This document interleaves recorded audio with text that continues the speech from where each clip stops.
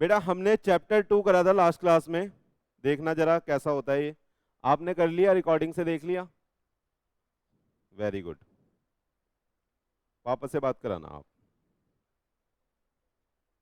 क्या किसी ने कुछ बोला? वापस से बात कराना मैडम। छुट्टी मार रहे हो आप भी बहुत, आप तो बस सीए कर रहे हो। चैप्टर 2 का नाम क्या था बेटा? Condition and warranty. ये हमने पूरा डिस्कस कर लिया था, कंडीशन भी अपन समझ गए थे, वारंटी भी हम समझ गए थे, जिसने नहीं देखा वो देख लेना। डन। अब इसमें एक कंसेप्ट हमारा छोटा सा रह गया था क्योंकि आप लोगों को देरी हो रही थी जाने में। उस कंसेप्ट का नाम क्या था मेरे बच्चे? Caveat emptor. ये आपने बचपन में भी पढ़ा हुआ है ना? कैविएट एम्प्टर का मतलब क्या होता है? लेट द बायर बीवेयर, है ना?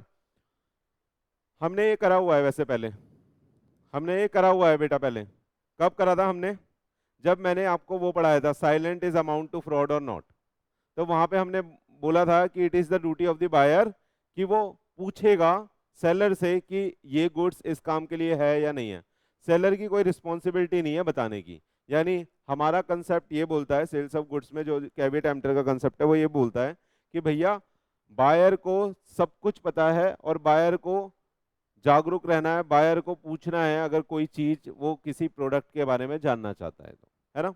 जैसे इसमें हमने एक एग्जांपल लिया था, शायद परी दीदी का एग्जांपल था कि ये जाती है नेकलेस लेने और सोचती है कि इम्पोर्टेड हीरे का नेकलेस है और ये प्लास्टिक का नेकलेस लेके आ जाती है, यानी आर्टिफिशियल नेकलेस लेके आ जाती है 5 करोड़ का, है ना? और जो सेलर होता है वो नहीं बताता कुछ भी क्योंकि दीदी पूछती ही नहीं है। तो उस केस में सेलर लाइबल नहीं होगा, उस केस में सेलर लाइबल नहीं होगा। देखो पढ़ के देख लो, यहाँ से यही बात लिखी है। कह रहा है it means let the buyer beware, in other word it is not the part of the seller's duty to point out the defect of the goods which he offered for sale. Rather, it is the duty of the buyer to satisfy himself about the quality as well as the suitability of the goods. तो ये duty है किसकी? Buyer की, कि वो उसकी quality और suitability के बारे में जान ले कि वो जो गुड्स ले रहा है वो उसके लिए ठीक है या नहीं है। बायर सेलर की वहां पे कोई भी ड्यूटी नहीं है कि वो आपको बताए सारी चीज स्पेसिफिकली। लेकिन मैंने इसमें एक आपको एक्सेप्शन भी बताया था उस वक्त कि अगर वो कोई ऐसा गुड है जिसमें नॉलेज की जरूरत है और बायर पूछ रहा है और सेलर नहीं बता रहा तो उस केस में सेलर लाइबल हो जाएगा। सही है, समझ में आया? प्राइमा फेसी ड्यूटी किसकी है? बायर की, चुनने की और यूज करने की, है ना? सेलर लाइबल और किसी केस में नहीं होगा। लेकिन कल हमने ये पढ़े थे exception of doctrine of caveat emptor, exception of doctrine of caveat emptor. ये इंपॉर्टेंट है बेटा एक्सेप्शन, क्योंकि आपने आज तक शायद इतना ही पढ़ा है, एक्सेप्शन पढ़े हैं बचपन में?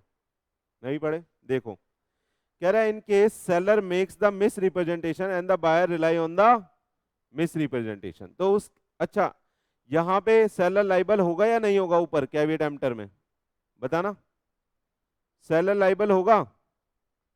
हाँ, नो। लेकिन एक्सेप्शन के केस में सेलर लाइबल हो जाएगा। आ रहा है समझ में आपको? तो यहाँ पे सेलर लाइबल हो जाएगा। डन। अब देखना समझना, कह रहा है in case where the seller makes the misrepresentation and buyer rely on the misrepresentation. यहाँ पे क्या करा? सेलर ने झूठ बोला कि ये वाला, जैसे ये बोतल है और मैंने बोल दिया कि इसमें आप गर्म पानी भी 100 डिग्री वाला भी रख सकते हो, ये पिघलेगी नहीं। मैंने ये बोल के आपको बेची, जैसे ही आपने पानी डाला ये पिघल गई, आपका हाथ वाथ भी जल गया। तो इस केस में क्या हुआ? सेलर ने मिस रिप्रेजेंटेशन दी, सेलर ने झूठ बोला अपने प्रोडक्ट के बारे में, तो उस केस में सेलर लाइबल हो जाएगा। बायर की उसमें लाइबिलिटी नहीं होगी। ये नहीं बोला जाएगा कि यहाँ पे कैविएट एम्प्टर लग रहा है और बायर लाइबल बनेगा। समझ में आ रहा है? क्योंकि सेलर ने क्या करा बेटा? यहाँ पे मिस रिप्रेजेंटेशन करी और इस उसकी मिस रिप्रेजेंटेशन पे रिलाई करके हमने वो गुड्स ले लिया। आगे चले, आ गया पहला समझ? अभी बुक से भी इसको देखेंगे। देखो कह रहा है in case where the seller knowingly conceal the hidden defect which would not be disclosed on a reasonable examination then the seller will be liable। ये भी हमने बात करी थी पिछले लेक्चर में। हमने ये बात करी थी कि चेतक था, चेतक पागल था या चेतक ऐसा था कि भड़कीला था, अगर उस पर बैठने जाओ वो आपको 2 लात तो उसे उड़ा देता था अपनी। आप बैठने जा रहे हो वो लात मार के उड़ा देता था। तो अगर उसका जो घोड़ा है वो इस नेचर का है कि बहुत गुस्सैल है, मारता है, पीटता है, तो ये सारी बातें उसे हमें बतानी होगी। हो सकता है जब उसने हमें दिखाया हो तो उसने कोई उसको दवा खिला दी हो जिससे वो बिल्कुल शांत दिख रहा हो जब हम उसे खरीदने गए हो, है ना। तो हिडन डिफेक्ट, यहाँ पे हिडन लिखा हुआ है इसलिए मैं आपको ये सिनारियो बना के बता रहा हूँ। तो ये एक हिडन डिफेक्ट हो गया जो सेलर को पता था लेकिन बायर को नहीं पता था, तो उस केस में भी सेलर लाइबल हो जाएगा। दूसरा एग्जांपल एक और ऐसे ले सकते हैं, जैसे कोई गाड़ी है, आप गाड़ी खरीदने गए हो और गाड़ी बाहर से बहुत अच्छी लग रही है देखने में, लेकिन उसका इंजन बिल्कुल खराब है, उसका इंजन बिल्कुल खराब है। या आप ये सोच सकते हो कि उसके ब्रेक फेल हैं, लेकिन जब उसने आपको दिखाया तब ब्रेक ठीक थे, बाद में उसने कभी ठीक हो जाते हैं कभी खराब हो जाते हैं, ये सेलर को पता है। तो सेलर बोलता है कि देखो ठीक है, जब आपने लगा के देखे ठीक लगे, और बाद में वो मतलब खराब थे। सेलर को ये भी पता था खराब थे, बाद में कभी भी वो मिस हो सकते हैं, गाड़ी कभी कभी मिसिंग मारती है ना। तो उस केस में सेलर को पता था, और ये एक ऐसा डिफेक्ट था जो आप नॉर्मली देख के पता नहीं लगा सकते, जो आप नॉर्मली देख के पता नहीं लगा सकते, तो इस केस में सेलर लाइबल हो जाएगा। लेकिन अगर कोई ऐसा डिफेक्ट है जिसको आप देख के पता लगा सकते हो, जिसको आप नॉर्मली देख के पता लगा सकते हो, तो उस केस में सेलर लाइबल नहीं होगा। जैसे चेयर है, अब चेयर में जो भी चीजें आप देख के पता लगा सकते हो, बाद में कल को आप लेके गए और बाद में आपको वहां स्क्रैच दिखा, तो आप ये नहीं बोल सकते कि भैया आपने हमें गलत माल दे दिया। क्यों? क्योंकि ये तो अपरेंट चीजें आप देख के पता लगा सकते हो। लेकिन कोई हिडन डिफेक्ट अगर होगा किसी प्रोडक्ट में और वो बात सेलर को पता होगी, तो उस केस में सेलर लाइबल हो जाएगा। आया नहीं आया? दो एक्सेप्शन पड़े, कौन कौन से बताना। पहला, जब वो मिस रिप्रेजेंटेशन दे देता है और उसकी मिस रिप्रेजेंटेशन पे रिलाई करके हमने वो गुड्स खरीदा है। दूसरा, कोई हिडन डिफेक्ट है और उसके बारे में सेलर को पता है। आ रहा है समझ में? नहीं आ रहा? आ रहा है नहीं आ रहा? देखो, knowingly conceal the hidden defect, यानी सेलर को पता था। नोइंगली कंसील करने का मतलब क्या है? जानबूझकर छुपाना कोई हिडन डिफेक्ट। चले, आ रहा है? अगला देखो, कह रहा है in case when the sale by description and the goods supply by the seller do not correspond with the description. ये हमने कहीं पढ़ा था कुछ, सेल बाय डिस्क्रिप्शन कुछ कुछ पढ़ा था, टी शर्ट में चैन लगाई थी, याद है? कहाँ पढ़ा था बताओ, कहाँ पढ़ा था सेल बाय डिस्क्रिप्शन?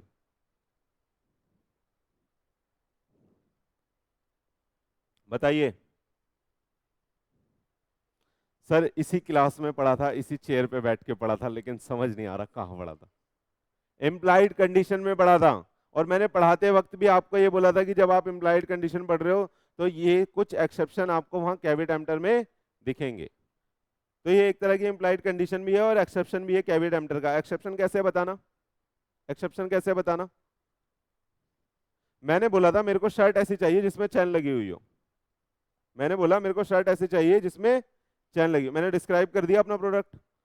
अगर सेलर उस डिस्क्रिप्शन के हिसाब से मेरे को गुड नहीं दे रहा तो मैं लाइबल हूं? हाँ बोलो। वो लाइबल हो जाएगा, उसे देना पड़ेगा वो गुड। ये नहीं बोला जाएगा कि लेट द बायर बीवेयर का कंसेप्ट है और बायर को पता होना चाहिए कि शर्ट में तो बटन लगते हैं, ये बोलोगे क्या? नहीं। क्यों? क्योंकि आपने वहां पे अपना प्रोडक्ट कस्टमाइज कराया, आपने उसका डिस्क्रिप्शन दिया है, आपने सेलर को बताया है कि मेरे को चैन वाली शर्ट चाहिए, मेरे को शर्ट को चेंज कराना है। समझ में आ रहा है आपको? तो जब आप सेल कर रहे हो on the basis of sale by description, यानी आपने कोई अपने प्रोडक्ट को डिस्क्राइब करा है उस गुड को खरीदने के लिए, तो वहां पे लेट द बायर बीवेयर नहीं लगेगा और वहां पे सेलर लाइबल हो जाएगा। सेलर को वैसा ही गुड देना पड़ेगा जैसा आपने मांगा है। समझ में आया? तो सर ये तो सेल बाय सैंपल में भी लग जाएगा, तो सर ये तो सेल बाय सैंपल में भी लग जाएगा। देखो लग रहा है, in case when the sale by sample as well as description but does not correspond with the sale by sample। सही है? तो जितनी भी आपने वहां पे इम्प्लाइड कंडीशन पढ़ी थी इस तरह की, वो सब में लग जाएगा। आ रहा है समझ में? नहीं आ रहा? तो आप ये बोल सकते हो जो इम्प्लाइड कंडीशन है कुछ कुछ वहां, वो हमारे कैवेट एम्प्टर का क्या है? एक्सेप्शन है। अभी बुक से भी पढ़ेंगे। 4 पढ़ लिए आपने exception, number 1, number 2, number 3 and number 4। Number 4 कौन सा पढ़ा बताइए? Sale by sample as well as description. तो इसमें सैंपल और डिस्क्रिप्शन दोनों आ जाता है। डिस्क्रिप्शन में मैंने बताया चेन लगाने वाला, और सैंपल में मैंने बताया कि शर्ट का मैंने या टी शर्ट का कपड़ा भी उसे दिखाया, तो एक सैंपल भी दिखाया, और उसमें मैंने डिस्क्रिप्शन ऐड कर दिया कि इस पे पियानन छपा हुआ होना चाहिए। आ रहा है नहीं आ रहा? हाँ, आगे चलते हैं। In case when the buyer disclose the purpose for which he is purchasing the goods and the buyer rely on the seller skill and judgment। ये मैंने आपको बताया था साइलेंट वाले में, silent is amount to fraud, ये वाला point बताया था। जैसे मैंने एक एग्जांपल पढ़ाया था आपको जहाँ पे वो बंदा मेडिकल स्टोर पे जाता है और बोलता है कि भैया ये बताओ कोरोना की दवाई है क्या। वो एक दवाई को उठा के बोलता है ये कोरोना की दवाई है क्या, और वहाँ पे जो मेडिकल वाले जो ऑनर हैं, जो भैया हैं जिन्होंने बी फार्मा करा हुआ है, जिनको नॉलेज है इस चीज़ की, आप उनकी स्किल पे डिपेंड होके वहाँ से गुड लेके आते हो। कई बार वो बोल देते हैं हाँ ये सर दर्द किया, आप लाके खा लेते हो। कई बार वो बोल देते हैं हाँ ये कमर दर्द किया, आप वहाँ से लाके खा लेते हो। तो इसी तरीके से जो बंदा गया था हमारे एग्जाम्पल में, मिस्टर एक्स, वो वहाँ पे क्या बोल रहा था कि भैया ये बताओ गुड्स ये कोरोना की है क्या, कोरोना में खा सकते हैं। तो सेलर कुछ नहीं बोल रहा था, सेलर कुछ नहीं बोल रहा था। तो उसने बोल दिया कि भैया अगर आप कुछ नहीं बोलोगे तो मैं ये रिलाई कर लूंगा, ये मान लूंगा कि हाँ कोरोना किया, मैं लेके जा रहा हूँ। सेलर ने हल्की सी गर्दन हिला दी या कुछ भी नहीं बोला, तो उस केस में भी सेलर लाइबल हो जाएगा। उस केस में भी सेलर लाइबल हो जाएगा। जैसे आप मेडिकल स्टोर पे जाते हो और आपने कोई दवा मांगी, आपने जैसे बोल दिया कि भैया मेरे को बुखार की दवा दे दो, उसने आपको विक्स पकड़ा दी। उसने आपको क्या पकड़ा दी? विक्स। तो आप उससे ठीक नहीं होगे, तो आप इस चीज को क्लेम कर सकते हो कि भैया आपने गलत दवा दी है मेरे को, इस दवा से ये चीज ठीक नहीं होगी। वहां पे लेट द बायर बीवेयर का कंसेप्ट नहीं लगेगा। ये नहीं बोला जाएगा कि बायर को सारी नॉलेज होनी चाहिए, वो मेडिकल स्टोर से जाके अपने आप दवा निकाल के ले लेगा। समझ में आ रहा है नहीं आ रहा? देखो, तो कह रहा है in case when the buyer disclose the purpose for which he is purchasing the goods। मैंने क्या बोला था कि मेरे को सर दर्द की दवा दे दो, पर्पस बता दिया था मैंने। लेकिन buyer rely on the seller skill, और मैंने जो मेडिकल वाले भैया हैं उनके स्किल्स के ऊपर रिलाई करते हुए बोला है कि उन्हें तो पता है, उन्होंने तो पढ़ाई कर रखी है इस चीज की, तो वो दे सकते हैं। एंड द जजमेंट, तो वहां पे ये नहीं बोला जाएगा कि लेट द बायर बीवेयर का कंसेप्ट लगेगा। वहां पे सेलर लाइबल हो जाएगा अगर उसने जिस चीज के लिए वो गुड्स दिया है अगर वो उस काम में यूज नहीं होता, तो अगर उस चीज से वो चीज ठीक नहीं होती तो। समझ में आया? समझ में आया? नहीं समझ में आया? चल सकते हैं। देखो, अब कह रहा है in case where the buyer rely on the brand and the patent और द ट्रेडमार्क। ये भी बेटा एक्सेप्शन है हमारा कैवेट एम्प्टर का। कैवेट एम्प्टर का एक्सेप्शन है ये, जहां पे आप सेलर को लाइबल बना दोगे, जहां पे आप सेलर को लाइबल बना दोगे। क्योंकि जो ब्रांड होती है ना, सुनना, जब आप किसी ब्रांड का प्रोडक्ट खरीदते हो तो आप किस पे रिलाई करके खरीदते हो? उसको छू के देखते हो? नहीं, आप बस उसका लोगो देख लेते हो और उस पर रिलाई करके उस गुड्स को खरीद लेते हो। तो वो अब सेलर की रिस्पॉन्सिबिलिटी बन जाती है कि वो जो गुड्स हैं वो उसकी क्वालिटी को, उसके ब्रांड को मैच करें। सही है? तो ये भी एक तरह का कैवेट एम्प्टर का एक्सेप्शन है। डन। वहां पे ये नहीं बोला जाएगा लेट द बायर बीवेयर। क्यों? क्योंकि हमने, आप समझो इस बात को, कि हमने आपकी ब्रांड वैल्यू को कंसिडर करके वो गुड खरीदा है। ठीक है? तो हम वहां पे ये एज्यूम करके चलेंगे कि जो सेलर गुड्स दे रहा है वो गुड्स जो है वो मैच करेगा उसकी क्वालिटी को। डन। ट्रेडमार्क भी सेम है ना, ये इसी के साथ था। डन। अभी ये सारे पॉइंट हम दोबारा से बुक से देखते हैं, और चैप्टर 2 को जितना हमने पढ़ लिया है नोट से वो पूरा हम बुक से एक बारी चेक कर लेते हैं। करें? तैयार हो? आ जाओ।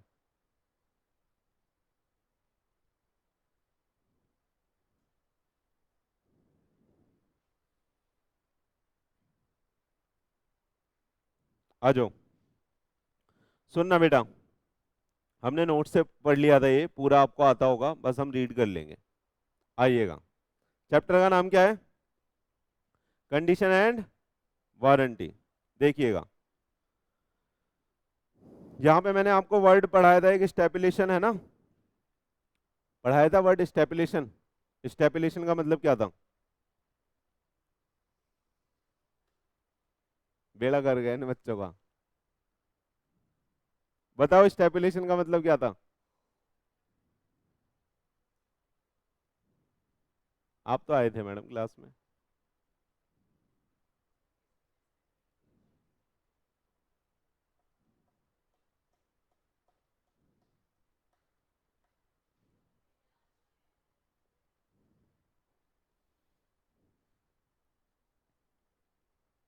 स्टेपुलेशन का मतलब मैंने आपको बताया था बेटा रिप्रेजेंटेशन। मैंने आपको बताया था रिप्रेजेंटेशन, है ना? चलो मैं यहां से पढ़ देता हूं, आप पढ़ लेना भाई। स्टेप डेफिनेशन और रिप्रेजेंटेशन में फर्क है। स्टेपुलेशन एज टू टाइम, सुनना, unless a different intention appear from the term of the contract, stipulation as to time of the payment are not deemed to be the essence of the contract of sale। सुनिएगा, तो कह रहा है, ये भी बात करी थी हमने कि जो पेमेंट होती है वो पेमेंट की जो टाइमिंग है वो एसेंशियल नहीं होती किसी कॉन्ट्रैक्ट ऑफ सेल के लिए, क्योंकि हम ये मान के चलते भैया पेमेंट तो आ ही जाएगी, कॉन्ट्रैक्ट हो जाना चाहिए। डन। तो पेमेंट जो है, टाइम ऑफ पेमेंट जो है वो एसेंस नहीं होता किसी कॉन्ट्रैक्ट ऑफ सेल का। ये जनरल बात आपको बताइए, ये हम पहले भी पढ़ चुके थे जब मैंने आपको ये पढ़ाया था कि टाइम इज एसेंशियल और नॉट फॉर द कॉन्ट्रैक्ट। ठीक है, आइएगा, whether any other stipulation as to time is of the essence of the contract और नॉट, वो डिपेंड करता है टर्म ऑफ द कॉन्ट्रैक्ट पे। तो जैसे मैंने आपको बताया था कि जब हम केक मंगा रहे हैं तो टाइम वहां पे एसेंशियल हो जाता है। अगर आपने केक ऑर्डर करा, केक अगर आज नहीं आया और कल आया तो आप उसे नहीं एक्सेप्ट करोगे। लेकिन मान लो आपने केक की जगह कोई जूता मंगाया, सैंडल मंगाई है, वो आज नहीं आई, परसों आ जाएगी, कल आ जाएगी। समझ में आ रहा है आपको? तो कह रहा है कि ये डिपेंड करेगा टर्म ऑफ कॉन्ट्रैक्ट पे कि वो जो चीज है, वो जो टाइम है वो एसेंशियल है या नहीं है। लेकिन नॉर्मली यहाँ पे बस इतनी बात बोली है कि जो पेमेंट के रिगार्डिंग जो टाइम है वो एसेंशियल नहीं होता किसी कॉन्ट्रैक्ट ऑफ सेल के लिए। ये पढ़ाया था पहले भी जब नोट से पढ़ाया था, लेकिन आपकी याददाश्त बहुत ज़्यादा तेज है तो इसलिए बार बार मेरे को पढ़ाना पड़ता है। आइएगा, कंडीशन और वारंटी मैंने पढ़ा दिया था। हाँ सर पढ़ा तो दिया था लेकिन हमें कुछ नहीं आता। सुनिएगा, कंडीशन कह रहा है it is essential for the main purpose of the contract, है ना। ये एक ऐसी स्टेपुलेशन होती है, ये एक ऐसी रिप्रेजेंटेशन होती है जो एसेंशियल होती है for the main purpose of the contract. और अगर इसी के साथ मैं बात करूं वारंटी की, तो it is collateral to the main purpose of the contract. ये एसेंशियल नहीं होती, ये क्या होती है, कोलेटरल होती है। चलें आगे, आइएगा, कह रहा है अगर आप इसका ब्रीच कर देते हो तो आप कैंसिल कर सकते हो कॉन्ट्रैक्ट और डैमेज भी क्लेम कर सकते हो, है ना, पढ़ा दिया था क्या। लेकिन अगर आप ब्रीच करते हो वारंटी का तो आप क्या करोगे बेटा, बस डैमेज क्लेम कर सकते हो। पढ़ाया था ये, हाँ जी पढ़ा दिया था। आगे आइए, एनालिसिस इसकी घर पे पढ़ लेना, इसकी एनालिसिस घर पे पढ़ लेना।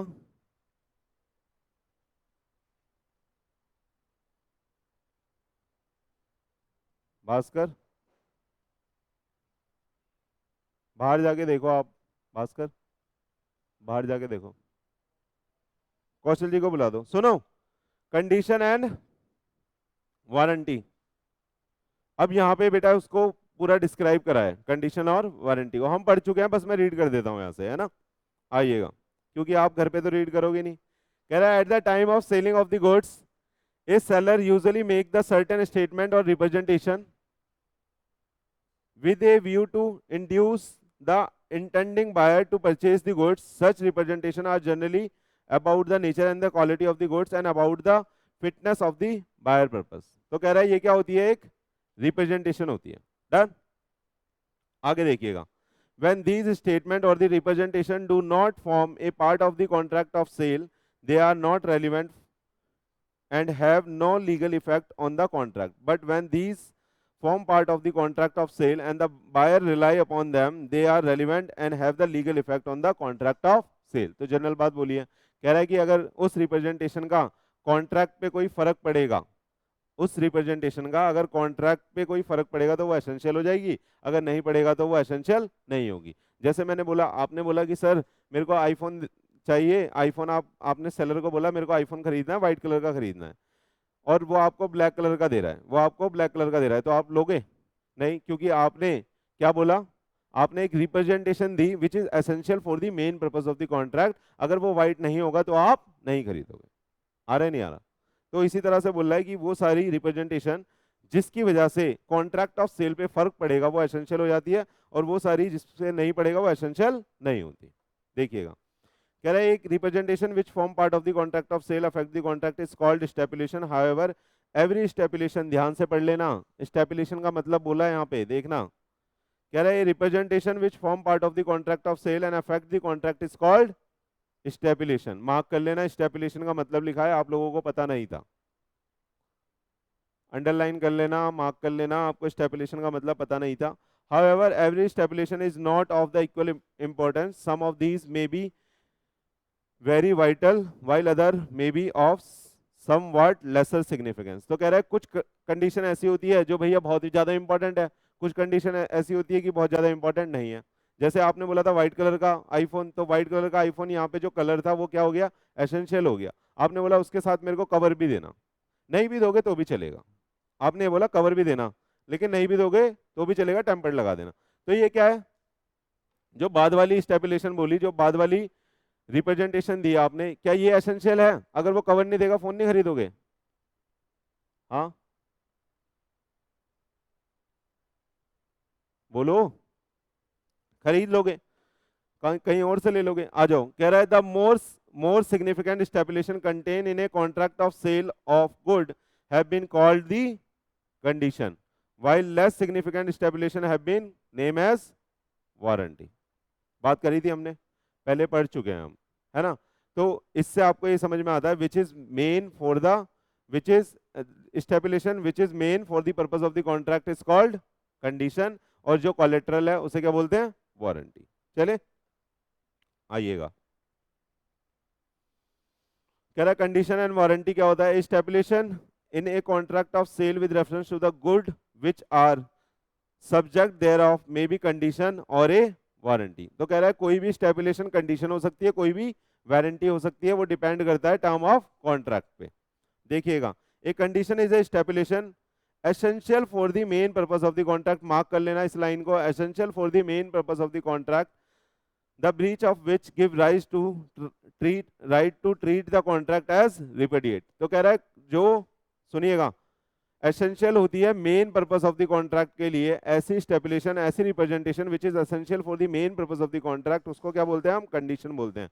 अगर वो कंडीशन फुलफिल नहीं हुई, अगर वो कंडीशन फुलफिल नहीं हुई तो आप उस गुड्स को, उस कॉन्ट्रैक्ट को कैंसिल कर सकते हैं. समझ में आ रहा है? आ रहा है नहीं आ रहा? आइएगा, देखो एग्जाम्पल दिया है आप जैसे बदतमीज बच्चों को समझाने के लिए. देखिएगा, कह रहा है P want to purchase a car from Q which can have a mileage of 20 kilometre पर लीटर. कह रहा है माइलेज कितना है? 20 किलोमीटर पर लीटर का माइलेज है. Q pointing at a particular vehicle says this car will suit you and letter P buys the car but find out the letter on that the car is only, जिसकी top mileage कितनी है? 15 kilometre की, है ना? This amount to breach of condition because the seller made the stipulation which formed the essence of the contract. In this case, the mileage was a stipulation that is essential for the main purpose of the contract. Hence, it's the breach and the breach of condition. उसने क्या बोला था? मेरे को ऐसी गाड़ी चाहिए जिसका माइलेज कितना हो? 20 किलोमीटर पर लीटर का, लेकिन उसने कैसी पकड़ा दी? 15 वाली. तो यहाँ पे एसेंशियल था वो, जो उसकी स्टेपुलेशन थी, जो रिप्रेजेंटेशन थी, वो एसेंशियल थी या नहीं थी? हाँ जी, वो एसेंशियल थी. उसने जब ये पॉइंट आउट करके बोला है कि मेरे को 20 किलोमीटर पर लीटर वाली गाड़ी चाहिए, तो आपको वही देनी पड़ेगी. अगर आप दूसरी देते हो तो बायर उसे कैंसिल कर सकता है. समझ में आया? आगे आइए, वारंटी देखिएगा बच्चे. वारंटी क्या हो जाता है ये? कह रहा है warranty is a stipulation collateral to the main purpose of the contract the breach of which give rise to the claim for the damage but not right to reject the goods and treat the contract as repudiated. कह रहा है कि इसमें आप contract को cancel नहीं करोगे, आप इसमें बस डैमेज क्लेम कर सकते हो, क्योंकि यहाँ पे जो कंडीशन होगी वो मेन नहीं होगी, वो एसेंशियल नहीं होगी. यहाँ पे जो कंडीशन होगी वो कैसी होगी? कोलेटरल होगी. कैसी होगी? कोलेटरल होगी. देखिएगा, कह रहा है whether a stipulation in a contract of sale is a condition or warranty depend on the each case on the construction of the contract. A stipulation may be condition or though called a warranty in the contract. कह रहा है एक स्टेपुलेशन को आप condition भी बोल सकते हो, वारंटी भी बोल सकते हो, वो डिपेंड करता है कि वो कॉन्ट्रैक्ट कैसा है. आइएगा, एग्जाम्पल देखिएगा. कह रहा है Ram consult Shyam a motor car dealer for a car suitable for the touring purpose to promote the sale of his product. सही है. Shyam suggest the Maruti and Ram accordingly buy it from the Shyam. उसने बोला कोई मेरे को गाड़ी दे दो, मेरे को घूमने जाना है और मेरे को कुछ अपने गुड को प्रमोट करना है। तो कह रहा है राम ने श्याम को मारुति सजेस्ट कर दी। सुनिएगा, the car turn out to be unfit for the touring purpose. बाद में क्या पता चला कि कार जो है वो अनफिट है टूरिंग पर्पस, मतलब टूर करने में उससे ज्यादा मजा नहीं आ रहा। कह रहा है here the term that the car should be suitable for the touring purpose, यहाँ पे उसने इस वे में बोला था कि कोई ऐसी कार बताओ यार जो घूमने के लिए ठीक हो। ठीक है, is a condition of the contract, it is so vital that it's non fulfilment non fulfilment defeats the very purpose of which Ram purchases the car. Ram is therefore entitled to reject the car and have refund the price. सुनिएगा, उसने क्या बोला कि मेरे को एक ऐसी गाड़ी दे दो जो जो घूमने के पर्पस से हो। सही है, उसने गाड़ी दे दी और अपने प्रोडक्ट को प्रमोट करने के लिए उसने एक गाड़ी चेप दी जो उसके पास पड़ी थी, जो डीलर था। उसने बोला लो भैया इससे घूम लो, लेकिन जब वो घूमने गए उन्हें पता चला कि वो ठीक नहीं है, घूमने के पर्पज से ओके नहीं है। क्योंकि अगर आप कोई घूमने जाओगे तो गाड़ी को बिल्कुल ठीक ठीक करके लेके जाओगे एकदम बढ़िया चकाचक, तो वो चमकाई गई नहीं होगी या हो सकता है कि उसमें कोई डिफेक्ट्स हो, है ना। तो उस केस में ये मेन पर्पस बन जाता है। डन। अब देखो नीचे क्या बोलता है, आइएगा। क्या, let us assume Ram buy a new Maruti car from the showroom and the car is guaranteed against any manufacturing defect under the normal uses of for a period of 1 year from the date of the original purchase, and in the event of any manufacturing defect there is a warranty for the replacement of the defective part if it cannot be properly repaired। कह रहा है अगर इसकी जगह उसने dealer से ना ली होती और उसने नहीं खरीदी होती तो उस केस में उस प्रोडक्ट की उसे गारंटी मिलती, शोरूम से मिलती नहीं मिलती। सुनना, तो क्या वो उसने बोला कि जो भी पार्ट खराब होगा, जैसे आप कोई भी चीज खरीद के लाते हो तो वो बोल दिया जाता है कि अगर कोई भी पार्ट खराब है तो वो चेंज होके मिल जाएगा, वो चेंज होके मिल जाएगा। वहां पे आप कॉन्ट्रैक्ट को कैंसिल नहीं करते, वहां पे आप कॉन्ट्रैक्ट को कैंसिल नहीं करते, बस आप डैमेज क्लेम कर लेते हो। फॉर एग्जाम्पल, जैसे हमने एग्जाम्पल एसी का लिया था, जब मैंने आपको ये पढ़ाया था वारंटी, मैंने एग्जाम्पल लिया था कि आपने एसी खरीद लिया, एसी लगा लिया, एसी आपने जो बोला था वही एसी लगाया, आपने बोला वोल्टास का लगाना है, वोल्टास का बोल के वोल्टास का लगा लिया। पहले दिन तो उसने बहुत अच्छे से ठंडा करा, अगले दिन से वो ठंडा ही नहीं कर रहा, जो रूम है उसको ठंडा ही नहीं कर रहा। तो उस केस में क्या आप कॉन्ट्रैक्ट को कैंसिल कर दोगे अगर कंपनी ने आपको वारंटी दे रखी है तो? क्या आप कॉन्ट्रैक्ट को कैंसिल कर सकते हो? Answer is no. आप कंप्लेन कर सकते हो, कंपनी आपकी जो कंप्लेन है उसको रिजॉल्व करेगी, यानी आपके गुड को ठीक करेगी, डैमेज देगी आपको। आप कॉन्ट्रैक्ट को कैंसिल नहीं कर सकते। समझ में आया? समझ में आया? तो देखना, इसने इसी चीज को दो भागों में बांटा है। पहले केस में बोल दिया कि भैया वो मेन था, क्यों? क्योंकि आपने ये बात बोल के ली थी कि भैया मेरे को टूरिज्म के पर्पस के लिए चाहिए और मेरे को घूमना है, तो डीलर को ऐसी गाड़ी देनी चाहिए थी जिसमें कोई भी डिफेक्ट ना हो। अगर उसमें कोई डिफेक्ट है तो आप बोल दोगे कि भैया मेरे को रिफंड करो सारा पैसा। लेकिन दूसरा एग्जाम्पल यहाँ पे बनाया गया कि आप नई गाड़ी खरीद के लाए लेकिन उसमें कोई डिफेक्ट निकल गया, तो वहां पे आप कॉन्ट्रैक्ट कैंसिल नहीं करोगे, क्योंकि आपको कंपनी ने क्या दी हुई है? एक्सप्रेस वारंटी दी हुई है कि अगर कोई भी चीज खराब होगी तो वो उस चीज को रिप्लेस करके देगी। क्लियर है? दोनों में फर्क समझ में आ रहा है आपको, ऊपर वाले एग्जाम्पल में और नीचे वाले एग्जाम्पल में? आइएगा। After 6 months, Ram find that the horn of the car is not working. Here, in this case, देख लीजिएगा ध्यान से, he cannot terminate the contract. वो नई नई गाड़ी खरीद के लाया और 6 महीने बाद उसका हॉर्न नहीं चल रहा, तो हॉर्न नहीं चल रहा है तो उस केस में क्या हुआ? ये मैन्युफैक्चरिंग डिफेक्ट हो गया, और कंपनी ने बोला था अगर कोई डिफेक्ट होगा तो आप रिप्लेस कर सकते हो उस वाले पार्ट को, ये नहीं कि आपको पूरा का पूरा कॉन्ट्रैक्ट कैंसिल कर दोगे। समझ में आया?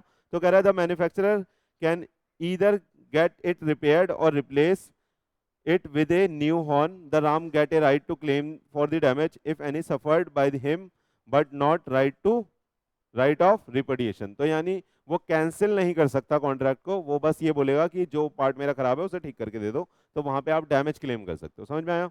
सुनना, ये जो दूसरा एग्जाम्पल है, ये ऊपर तो बोलता है कि वो कंडीशन है, समझ में आया? और नीचे क्या बोलता है? इस वाले केस में वो वारंटी है। क्लियर है? कंडीशन क्यों बोला? कंडीशन इसलिए बोला कि वहां पे उसने किसी डीलर से कार खरीदी थी, दोबारा से समझा रहा हूं, ध्यान से सुनना। ये वहां पे उसने किसी डीलर से कार खरीदी थी और उसने ये बोल के खरीदी थी कि मेरे को टूरिज्म के पर्पस के लिए चाहिए, घूमने के पर्पस के लिए चाहिए। तो घूमने के पर्पस के लिए चाहिए तो जाहिर सी बात है वो ज्यादा किलोमीटर चलाएगा और अच्छी कंडीशन में कोई गाड़ी होनी चाहिए। तो उस केस में डीलर ने अगर कोई डिफेक्टिव गाड़ी दे दी तो वहां पे ये बोला जाएगा कि उसने एसेंशियल विच इज ऐसी स्टेपुलेशन जो एसेंशियल थी for the main purpose of the contract, उसने उसको डिफीट करा है, उसने उसको डिफीट करा है, तो यहाँ पे हम बोलेंगे ये ब्रीच ऑफ कंडीशन है, ये ब्रीच ऑफ कंडीशन है। और नीचे वाले केस में अगर आप नई खरीद के लाए हो तो नॉर्मली एक्सप्रेस वारंटी होती है कंपनियों की कि भैया अगर 1 साल के अंदर अंदर कुछ खराब हुआ तो हम चेंज करके देंगे, तो यहाँ पे भी ये ब्रीच ऑफ वारंटी है। क्लियर है नहीं है? चल सकते हैं। आइए, कंडीशन और वारंटी में फर्क मैंने आपको होमवर्क दिया था, किसी ने नहीं करा होगा मुझे पता है, किया था? पढ़ दूं? आ जाओ। कह रहा है following are the important difference between the condition and warranty, important है ध्यान रखिएगा। कह रहा है कंडीशन और वारंटी में क्या डिफरेंस है, बोलिए। सबसे पहला difference, it is the essential for the main purpose. जो कंडीशन होती है वो कैसी होती है, एसेंशियल होती है मेन पर्पस के लिए, और वारंटी होती है वो कैसी होती है, कोलेटरल होती है। तो ध्यान रखिएगा प्लीज, मीनिंग के केस में आप बोलोगे ये एसेंशियल है, और ये कैसी है बेटा, ये कैसी है बेटा, ये कैसी है, कोलेटरल। चले, right in case of breach the, आपको पता है इस बार कितना % रिजल्ट आया फाउंडेशन का, कितना, बोलो बोलो कितना,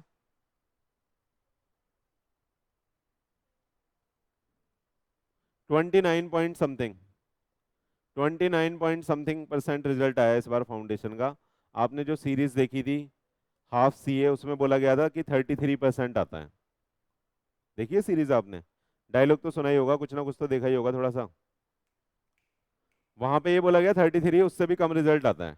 डन, नॉर्मली 30% रिजल्ट आता है। तो आपको ये ध्यान से बहुत ज़्यादा पढ़ने की ज़रूरत है। जब क्लास में कोई टॉपिक चल रहा है तो आप इधर उधर की बातें ना सोचें ना करें, पढ़ने की ज़रूरत है, वरना 70% लोग फेल हो रहे हैं और 2 मिनट लगेगी फेल होने में आपको, क्योंकि ये कोर्स ऐसा डिज़ाइन करा गया है कि यहाँ पे फेल होना बहुत आसान है, पास होना मुश्किल है। डन, तो इसलिए पढ़ाई पे ध्यान दो। कम से कम जब क्लास में बैठे हो तो आपका पूरा अटेंशन होना चाहिए। अगर आपका अटेंशन नहीं है तो चीज़ें आप यहाँ पे ही लैग कर रहे हो, फिर आप सेल्फ स्टडी में क्या ही पढ़ोगे, समझ रहे हो? आ जाओ,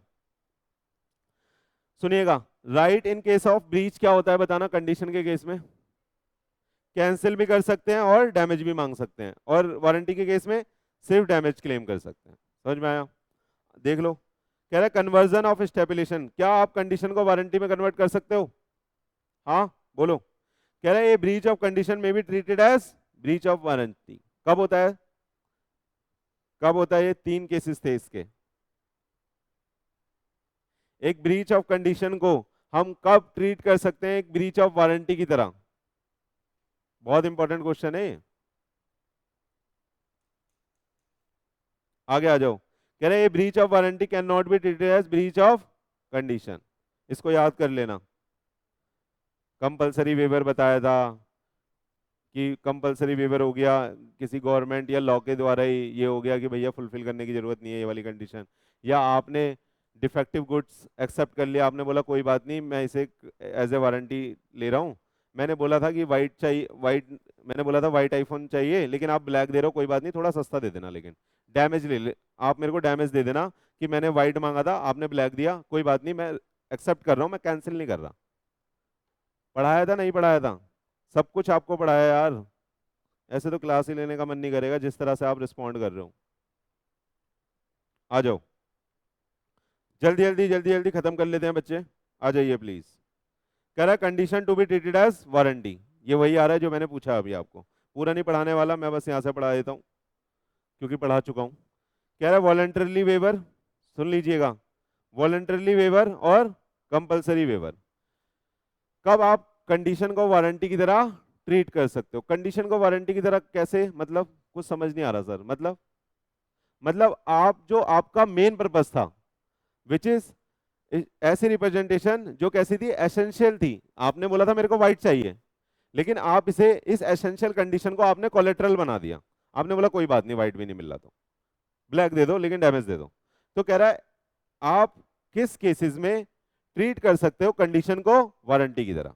समझ में आया? यानी मेन को आप कोलेटरल बना के खेल जाओगे, आप बोलोगे दे दे फोन कोई बात नहीं। समझ में आ रहा है? हाँ, जैसे आजकल गदर मूवी की टिकट ही नहीं मिल रही, आपको जाना है, आपने बोला भैया कॉर्नर की नहीं मिल रही, कोई बात नहीं, सबसे पहली रॉ की दे दे, बीच की दे दे, कोई बात नहीं, मैं देख लूंगा। समझ में आ रहा है आपको? तो वैसे तो मेन मेन होता है ये, भैया मैं सेंटर में बैठूंगा या यहाँ बैठूंगा वहां बैठूंगा। एक मूवी देखने के लिए एसेंशियल कंडीशन है ना सिटिंग पोजीशन, एसेंशियल कंडीशन है अगर आप हॉल में बुक कर रहे हो तो। लेकिन जब आपको मिली नहीं थी, आपने बोला चल कोई बात नहीं कहीं की भी दे दे, बस तू बुक कर दे, गदर देखनी है तो देखनी है, बहुत भीड़ है। तो आपने क्या करा, अभी जो मैंने बोला, आपने क्या करा, आपने मेन एसेंशियल कंडीशन को कोलेटरल करके कॉन्ट्रैक्ट पूरा कर लिया। समझ में आया? आ रहा है या नहीं आ रहा? देखो कह रहा है इन कंडीशन में आप ट्रीट कर सकते हो कंडीशन को वारंटी की तरह। कह रहा है वेव कर दिया आपने परफॉर्मेंस ऑफ कॉन्ट्रैक्ट और इलेक्ट कर लिया to treat the condition as a warranty. पहले वाले केस में आप वेव कर दिया, आपने आपने बोला था व्हाइट, उसने दे दिया ब्लैक। आपने क्या करा, वेव कर दी परफॉर्मेंस ऑफ द कॉन्ट्रैक्ट। आप जिस हिसाब से आपको परफॉर्मेंस चाहिए थी उस हिसाब से नहीं मिली, है ना? सुनिएगा, अब कह रहा है elect to treat condition as a warranty. आपने कुछ गुड्स मंगाए थे, जैसे हमारे वाले एग्जाम्पल में हमने उज्जवल से बर्गर मंगवाए थे, हमने उसको सैंपल भी दिखाया था नहीं दिखाया था, और हमने बोला था भैया ऐसे ही बर्गर ला के देना, लेकिन उसने गुप्ता जी के 10 वाले बर्गर ला के दे दिए। अब हमें जरूरत थी, हमें पार्टी करनी थी, हमने बोला कोई बात नहीं, हम तेरा थोड़ा पैसा काट लेंगे, तूने सेम तो नहीं दिया लेकिन तू दे जा, मैं कैंसिल नहीं कर रही कॉन्ट्रैक्ट क्योंकि मेरे को तो पार्टी करनी है। समझ में आया? तो मैंने क्या करा यहाँ पे, मैंने इलेक्ट कर लिया to treat the condition as a warranty. मैं बस डैमेज क्लेम कर लूंगी उससे या कर लूंगा, और उस केस में मैं कॉन्ट्रैक्ट को कैंसिल नहीं कर रहा क्योंकि मैंने आपको सैंपल दिखाया था, आपने वैसा ला के नहीं दिया, लेकिन कोई बात नहीं, मेरे को जरूरत है, मैं ले लेता हूँ। समझ में आया? तो यहाँ पे आपने इलेक्ट कर लिया कि आपने क्या करा है, कंडीशन को ट्रीट कर लिया as a warranty. Compulsory waiver क्या देखा था, कह रहा है non severability of the contract. आपने भैया एक ऐसी कंडीशन लगाई थी कि मेरे को चाइना से ही ला के देना, आपने कोई प्रोडक्ट मंगवाया था, गिफ्ट गिफ्ट का कोई प्रोडक्ट मंगवाया था, और आपने बोला था भैया चाइना से ही ला के देना, it is the essential essential condition है कि वहां पे चाइना का मेरे को पेपर चाहिए, इंपोर्टेड विम्पोर्टेड सारी चीजें लिखी होनी चाहिए उस पर। इंपोर्ट के पेपर होते हैं ना जब हम कुछ सामान बाहर से लेके आते हैं, तो आपने बोला था मेरे को इंपोर्टेड वाला माल चाहिए। डन। तो ये आपकी मेन कंडीशन थी, लेकिन क्या हुआ मेरे बच्चे, हमारा चाइना से इंपोर्ट ही बंद हो गया, गवर्नमेंट ने अनाउंस कर दिया कि भैया इंपोर्ट नहीं हो सकता। लेकिन वो वाली चीज जो प्रोडक्ट आपने मंगाया था, लेट सपोज आपने कोई टैडी मंगवाया था बड़ा सा, लेट सपोज है ना, टैडी मंगवाया था, अब वो चाइना से तो नहीं आ सकता क्योंकि इंपोर्ट बंद हो गया, तो जो दुकानदार था उसने कहीं लोकल मार्केट से खरीद के आपको दे दिया। तो यहाँ पे आप क्या बोलोगे, non severability of the contract, यानी वो कॉन्ट्रैक्ट पूरा नहीं हो सकता था, इसलिए उसने क्या करा, जिस तरह से आपने मांगा था उस तरीके से वो कॉन्ट्रैक्ट पूरा नहीं हो सकता था, तो उसने आपको कहीं से लाके दे दिया वो सामान, तो आपने एक्सेप्ट कर लिया, यहाँ पे आपने ट्रीट कर लिया कंडीशन को एज ए वारंटी। आ रहा है? कह रहा है fulfilment of condition excuse by law. इसमें मैंने आपको एग्जांपल दिया था गैस का, ऑक्सीजन का, अरे ऑक्सीजन का एग्जांपल दिया था कि, और शादी वाला एग्जांपल भी दिया था कि बैंकेट हॉल बुक कर रखा है, लॉकडाउन लग गया, अब आप ये नहीं बोल सकते कि भैया आज ही मेरे को ला के दे, क्योंकि गवर्नमेंट ने मना कर दिया कि बैंकेट हॉल यूज नहीं होंगे 100 की कैपेसिटी वाले। आ रहा है या नहीं आ रहा? या ऑक्सीजन से समझो, आपने किसी से, आप इंडस्ट्री में काम करते थे, आप कोई ऐसा प्रोडक्ट बनाते थे जिसमें ऑक्सीजन की जरूरत पड़ती थी, आप बहुत सारी ऑक्सीजन खरीदते थे इंडस्ट्रियल प्लांट से, लेकिन जब कोरोना आया, कोविड के टाइम में गवर्नमेंट ने रिस्ट्रिक्ट कर दिया था, बिल्कुल प्रोहिबिट कर दिया था, मना कर दिया था कि इंडस्ट्रियल पर्पस के लिए ऑक्सीजन यूज नहीं होगी। तो उस केस में क्या आप कैंसिल कर दोगे कॉन्ट्रैक्ट, बाद में लोगे नहीं उससे? हाँ जी, आप बाद में आप कैंसिल नहीं कर सकते, बस आप उससे डैमेज क्लेम कर सकते हो। तो इसका मतलब यह है कि आपने ट्रीट कर लिया कंडीशन को एज ए वारंटी, इस ग्राउंड पे आप कॉन्ट्रैक्ट को कैंसिल नहीं कर सकते, क्योंकि गवर्नमेंट ने मना कर दिया था कि भैया अभी ये नहीं कर सकते आप, टेम्परेरी बैन लगा दिया था या मना कर दिया था। आ रहा है या नहीं आ रहा? आ रहा है? घर से पढ़ लोगे, डिटेल में घर से पढ़ लोगे, मैं आगे चलूँ, ये सारा डिटेल में है यहाँ पे, वो घर से पढ़ लेना, है ना? आइए, मैंने पिछली क्लास में भी आपको पढ़ाया। अब सुनिएगा, एक्सप्रेस और इम्प्लाइड कंडीशन और वारंटी भी हमने पढ़ लिया था, एक्सप्रेस और इम्प्लाइड कंडीशन और वारंटी हमने पढ़ लिया था, है ना? एक्सप्रेस कंडीशन कौन सी, बोलो? कह रहा है दोनों ही, सुनिए, कह रहा है दोनों ही चीज एक्सप्रेस भी हो सकती है और इम्प्लाइड भी हो सकती है। पढ़ा था हमने, पढ़ा था ना? आ जाओ, पहले एक्सप्रेस कंडीशन पढ़ा दूं यहां से, बहुत इजी है एक्सप्रेस कंडीशन। तो एक्सप्रेस कंडीशन का मतलब जो आपने या तो लिख के बोली है या ओरली बोली है, यानी जो आपने एक्सप्रेस करा है कि भैया ये चीज मेरे माल में होनी चाहिए। जैसे आपने अभी बोला था कि मेरे को व्हाइट कलर का आईफोन चाहिए, एक्सप्रेस कंडीशन है, आ रहा है या नहीं आ रहा? इम्प्लाइड कंडीशन हम सारी पढ़ चुके, sale by sample, sale by description, merchantability, बहुत सारी चीज पढ़ी थी हमने, अभी देखेंगे यहाँ से। आ रहा है या नहीं आ रहा समझ में? तो सुनना, एक्सप्रेस कंडीशन का मतलब क्या है? which are agreed upon between the party at the time of the contract are expressly provided in the contract, यानी जो एक्सप्रेसली हमने कॉन्ट्रैक्ट में प्रोवाइड कर दी वो एक्सप्रेस कंडीशन हो गई। इम्प्लाइड कंडीशन सुनिएगा, ये भी डिटेल में नहीं पढ़ रहे क्योंकि मैंने डिटेल में बहुत अच्छे से अलग से पढ़ाया था आपको, बहुत अच्छे अच्छे एग्जाम्पल दिए थे, आप चाहे तो वो वीडियो देख लेना अगर दोबारा से रिवाइज करना हो तो। अभी यहाँ से पढ़ लेते हैं। Condition as to title, implied condition पढ़ रहे हैं बेटा, बहुत इंपॉर्टेंट टॉपिक है ये, बहुत ज्यादा इंपॉर्टेंट टॉपिक है। पहला क्या है? Condition as to title. इसमें क्या पढ़ाया था बताना, बताओ बताओ। टाइटल का मतलब सर ओनरशिप बताया था, वाह मजा आ गया सुन के, लेकिन इसमें क्या बताया था?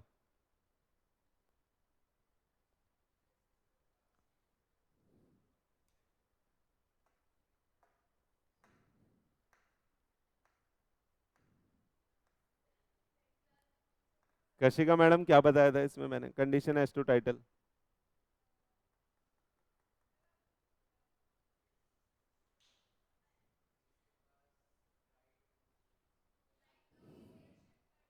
राइट टू रीसेल नहीं, राइट टू सेल। रीसेल की बात कब आएगी? पहले खरीदेंगे तभी तो, यहाँ तो एक नॉर्मल सेल के कॉन्ट्रैक्ट की बात हो रही है। सुनिए, इसमें मैंने ये बताया था कि जो बंदा प्रोडक्ट को सेल कर रहा है उसके पास राइट होना चाहिए उसको बेचने का, यानी वो ओनर होना चाहिए। अगर वो अभी सेल कर रहा है तो वो अभी ओनर होना चाहिए, अगर वो एटीएस कर रहा है यानी एग्रीमेंट टू सेल कर रहा है तो वो जब बेचेगा तब वो ओनर बन जाएगा, शर्म आनी चाहिए। सेल बाय सैंपल में क्या बताया था? इम्प्लाइड कंडीशन है ये, सेल बाय सैंपल में क्या बताया था?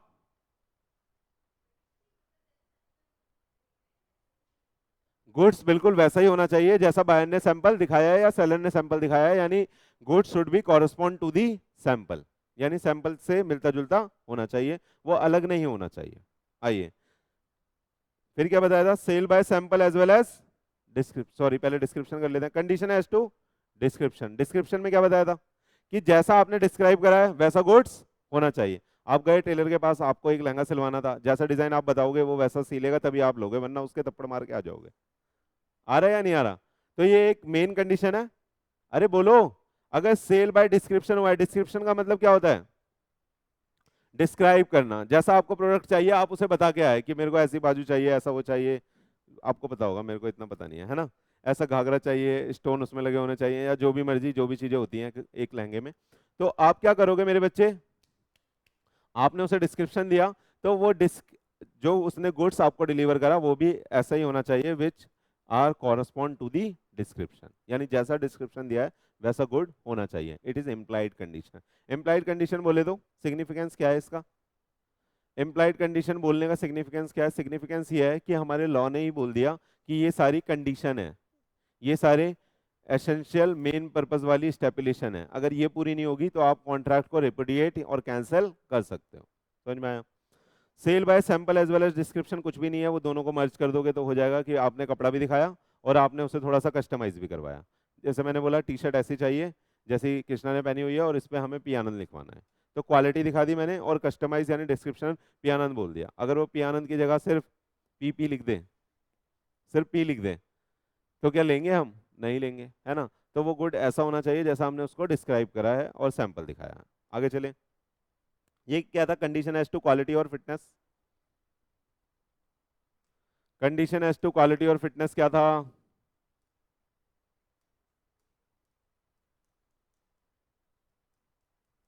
चलो इसे छोड़ो, अभी इसे नीचे से पढ़ाऊंगा, है ना। ये क्या था? Condition as to wholesomeness. ये ईटेबल गुड्स के केस में था कि जो भी आप प्रोडक्ट ले रहे हो वो ऐसा होना चाहिए जो पूरा हो, कंप्लीट हो, खराब ना हो, डिफेक्टेड ना हो, कहीं से खराब ना हो रहा हो, है ना। और क्या था? कंडीशन एज टू मर्केंटेबिलिटी क्या था? बेचने लायक होना चाहिए। अभी मैं इस आईफोन को हथौड़े से मार के तोड़ ताड़ दूं और आपको पीछे से दिखा के बेच दूं, तो आप ये बोल सकते हो कि भैया ये मार्केटेबल नहीं है, मर्केंटाइल नहीं है, हम इसको बेच नहीं सकते, बेचने योग्य नहीं है। तो जो भी गुड्स सेलर बेच रहा है वो कम से कम बेचने योग्य तो होना चाहिए। समझ में आया? ये पढ़े, क्वालिटी और फिटनेस वाला क्या था? याद है आपको? कंडीशन एज टू क्वालिटी और फिटनेस। ये सब आपको घर से खुद पढ़ना है भाई, ये इजी इजी है इसलिए मैं छोड़ रहा हूँ। पढ़ लोगे? पढ़ लोगे? क्वालिटी और फिटनेस पढ़ाता हूँ, देखना थोड़ा अलग है इसलिए। कह रहा कंडीशन एज टू क्वालिटी और फिटनेस, कह रहा ordinarily there is no implied condition, इसलिए पढ़ाया मैंने। यहाँ पे देखो क्या कह रहा है, नॉर्मली ये एक इम्प्लाइड कंडीशन नहीं होती, इसलिए पढ़ाया मैंने, इसलिए ये लाइन लिखी है यहाँ पे। बाकी सारी तो इम्प्लाइड कंडीशन है, लेकिन इसमें ये लाइन अलग से लिखी हुई है कि no ordinarily there is no implied condition as to quality और fitness of the goods sold by particular purpose. तो कह रहा है नॉर्मली ये एक इम्प्लाइड कंडीशन नहीं होती कि क्वालिटी और फिटनेस वाली, की जो गुड्स है वो कॉरेस्पॉन्ड टू दी क्वालिटी और फिटनेस होना चाहिए, क्योंकि let the buyer beware का कंसेप्ट है, तो इसलिए क्वालिटी और फिटनेस बायर देखेगा। कोई सामान आपको फिट आ रहा है या नहीं आ रहा वो तो आप ही जज करोगे ना, वहां तो सामान पड़ा हुआ है। अब आप जानबूझ के उल्टा सीधा या छोटा या बड़ा ले आओगे तो कल को आप क्लेम नहीं कर सकते। आ रहा है समझ में? लेकिन सुनिएगा, however the condition as to the reasonable fitness of the goods for a particular purpose may be implied if the buyer had made known to the seller for the purpose of his purchase and relied upon the skill or judgment of the seller to select the best good, and the seller has the ordinarily been dealing in those goods. This implied condition will not apply if the goods have been sold under a trademark or patent. समझ में आया? तो कह रहा है लेकिन ये implied condition बन जाती है जब आप किसी की स्किल और जजमेंट के बेसिस पे किसी गुड्स को खरीदते हो, या आप बनवाते हो, या उसको बोलते हो कि ऐसा ऐसा तैयार करना है। तो टेलर वाले केस में भी आप ले सकते हो कि अगर आपने टेलर को सही सही नाप दिया है और वो सारा बड़ा बड़ा सील दे या छोटा छोटा सील दे, एक एक पैर की जो वो स्लीव होती है वो छोटी कर दे, एक की बड़ी कर दे, तो आप उसको डांट दोगे, आप वो गुड नहीं लोगे। तो वो एक तरह से मेन पर्पज हो जाएगा। आ रहा है या नहीं आ रहा? जैसे कभी कभी आपने देखा होगा जब आप मॉल में कुछ खरीदने जाते हो, जैसे वहां पे साइज लगा होता है, उस टी शर्ट पे या शर्ट पे साइज लगा होता है 38, लेकिन वो देखने में बहुत बड़ी लग रही होती है। तो कई बार ऐसा एरर भी हो जाता है, तो जो स्टैंडर्ड साइज है अगर आप उस पर कोई गलत साइज दे रहे हो तो उस केस में भी क्वालिटी और फिटनेस के हो आप क्लेम कर सकते हो। आ रहा है समझ में? नहीं आ रहा? देखो कह रहा है there is a implied condition of the part of the seller that the goods supplied shall be reasonably fit for the purpose for which the buyer want them provided the following condition are fulfilled. पहला कह रहा है buyer should have made known to the seller particular purpose. तो tailor वाला example ले सकते हो कि हमने पार्टिकुलर पर्पस बताया था कि दीदी को अपनी शादी में पहनना है लहंगा, पार्टिकुलर पर्पस। कह रहा है the buyer should rely on the skill and judgement of the seller. हमने सोचा था कि आप मनीष मल्होत्रा की तरह बढ़िया सा लहंगा बना के दोगे, तो यानी हमने क्या करा था, स्किल और जजमेंट पे रिलाई करा था आपके। आगे the goods must be of a description deal with by the seller. और नॉर्मली जो सेलर है उसमें डील करता है, नॉर्मली वो लहंगे बनाता है ना, whether he be a manufacturer और नॉट, चाहे वो किसी से और से बनवाता हो चाहे खुद बनाता हो। डन। तो ये अगर चीजें तीन कंडीशन फुलफिल हो रही है तो उस केस में ये इम्प्लाइड कंडीशन बन जाती है ना कशिका मैडम? आ जाओ। इन सम केसेस द पर्पस में B ascertained from the conduct of the party or from the nature of the goods sold, where the goods can be used only for one purpose, the buyer need not tell the seller the purpose for which he require the goods। तो कई बार जो good होता है उसका well known purpose होता है, जैसे AC है, एसी का वेल नोन पर्पस है कि ठंडा करने के लिए होता है। आ रहा है समझ में? तो कोई अगर एसी बेच रहा है वो ठंडा ही ना करे तो आप बोलोगे कि भैया बेकार है। चले एग्जाम्पल घर पे पढ़ लोगे? चल सकते हैं। एम्प्लॉयड वारंटी पे आ रहे हैं, आ जाए, आ जाइए। एम्प्लॉयड वारंटी क्या था? एम्प्लॉयड वारंटी में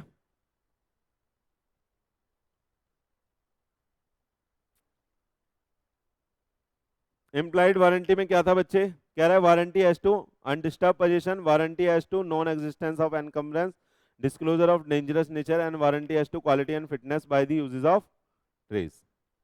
ये चार तरह की कोलेट्रल स्टेपुलेशन यानी कोलेट्रल रिप्रेजेंटेशन थी, ये मेन नहीं होती लेकिन ये कोलेट्रल होती है, तो ये वारंटी हो गई। ये बोला गया, लॉ ने बोल दिया कि भैया हम इसको क्या बोल रहे हैं, एम्प्लॉयड वारंटी बोल रहे हैं। एक्सप्रेस वारंटी, आपने वारंटी तो सुनी होगी, जो आपको कंपनी से मिलती है 3 साल की, 5 साल की, 2 साल की, वो कैसी वारंटी है? एक्सप्रेस वारंटी है। वो कैसी है? एक्सप्रेस। क्यों? क्यों बोलो? प्रोडक्ट के कॉन्ट्रैक्ट में वो लिख देते हैं, टर्म एंड कंडीशन में लिखा होता है कि आपको 2 साल तक आप ये चीजें चेंज कर सकते हो, 1 साल तक ये कर सकते हो, 6 महीने तक एसेसरी चेंज कर सकते हो। फोन में तो आपको पता ही होगा, फोन के केस में तो आपको पता ही होगा। देखो आ जाओ। लेकिन ये चार वारंटी कैसी है? इम्प्लाइड बाय लॉ, लॉ ने बोला है कि इसे हम इम्प्लाइड मानते हैं कि ये तो होना ही चाहिए। समझ में आया? देखो पहला कैसी है, कह रहा है warranty as to undisturbed position. एक बार इसे पूरा पढ़ लेते हैं, ये इंपॉर्टेंट है, चारों चीजें नॉर्मली आपको समझ में नहीं आएगी। देखिए कह रहा है an implied warranty that the buyer shall have and enjoy the quiet position of the goods, that is to say if the buyer having got possession of the goods is later on disturbed in his possession, he is entitled to sue the seller for the breach of warranty। जैसे कह रहा है कि normally ऐसा माना जाता है कि जो सेलर सेल कर रहा है, बायर उसको ये समझ के खरीद रहा है कि आपके पास उसका क्विट पोजीशन यानी गुड पोजीशन है, आप उसको चोरी करके नहीं लाए हो, वो आपने किसी से छीना नहीं है, यानी आपको राइट टू सेल है, क्योंकि ये इम्प्लाइड कंडीशन थी। आ रहा है या नहीं आ रहा? तो ये मान के खरीदा जाता है। लेकिन अगर ऐसा कुछ पाया जाता है कि आपका जो पोजीशन है वो कैसा है, डिस्टर्ब है, कैसा है, डिस्टर्ब है। डिस्टर्ब पोजीशन का मतलब आप ऑनर नहीं है उसके, आप कहीं से उठा के चोरी करके किसी से छीन के ले आए हो और तब बेच रहे हो, तो उस केस में बायर रिस्पॉन्सिबल नहीं होगा और बायर स्यू कर सकता है डैमेजेस के लिए। समझ में आया? देखो कह रहा है X buy laptop from Y, after the purchase X spends some money on its repair and uses it for some time। X ने क्या करा, वाई से एक लैपटॉप खरीदा, खरीदने के बाद उसे रिपेयर कराया, लेट्स सपोज 10,000 रुपये उसने लगा दिए ठीक कराने में। कह रहा है unknown to the parties it turns out that the laptop was stolen and was taken from X and delivered it to the rightful owner। बाद में पता चला ये तो चोरी का है, पुलिस वाले ने छीन लिया एक्स से और वो राइटफुल ऑनर को पकड़ा दिया। समझ में आया? कह रहा है Y shall be held responsible for the breach and X is entitled to damage for not only the price but also the cost of the repair. तो कह रहा है मैंने खरीदा था इससे 20 का, 10 इसके रिपेयर पे लगाया था, और बाद में पुलिस आई, पुलिस मुझसे लेके चली गई लैपटॉप की ये तो चोरी का है, और उसने राइटफुल ऑनर को दे दिया। तो जो एक्स है वो वाई से क्या क्या डिमांड कर सकता है, कॉस्ट भी डिमांड कर सकता है, कॉस्ट भी डिमांड कर सकता है और डैमेज भी डिमांड कर सकता है। जो रिपेयर का करा था वो भी डिमांड कर सकता है, और वो एज वेल एज डैमेज भी ले सकता है कि तेरी वजह से मेरा इतना टाइम वेस्ट हुआ और एंड ऑल, बाद में जो महंगा खरीदना पड़ेगा वो भी ले सकता है। चलें आगे, समझ में आया? तो warranty as to undisturbed position समझ में आया आपको? हाँ आया नहीं आया? पोजीशन कैसा होना चाहिए, क्वेट होना चाहिए, क्वेट पोजीशन यानी गुड पोजीशन होना चाहिए, डिस्टर्ब पोजीशन नहीं होना चाहिए। डिस्टर्ब पोजीशन समझते हो, चोरी वोरी का नहीं होना चाहिए, यानी आप ऑनर भी होने चाहिए। ऐसा नहीं होना चाहिए आपने कब्जा कर रखा है और बेच दिया, कब्जा कर लेते ना किसी किसी चीज पे। आ रहा है नहीं आ रहा? आइए आगे। कह रहा है warranty as to non existence of encumbrance. Encumbrance का मतलब क्या होता है, जो क्लास में था मैं उससे पूछ रहा हूँ, एनकम्बरेंस का मतलब क्या होता है?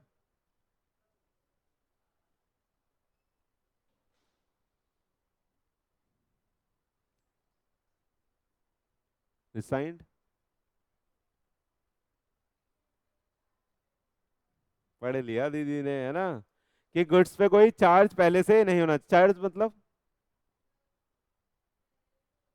ऐसा नहीं होना चाहिए कि जो गुड आप बेच रहे हो वो पहले से आपने कहीं और गिरवी रखा हुआ है, पहले से आपने वो कहीं और गिरवी रखा हुआ है, यानी आपने उस पर कोई लोन लिया हुआ है, आपने उस गुड को रख के उस पर कोई पैसा उठाया हुआ है, तो इसका मतलब वो फ्री नहीं है।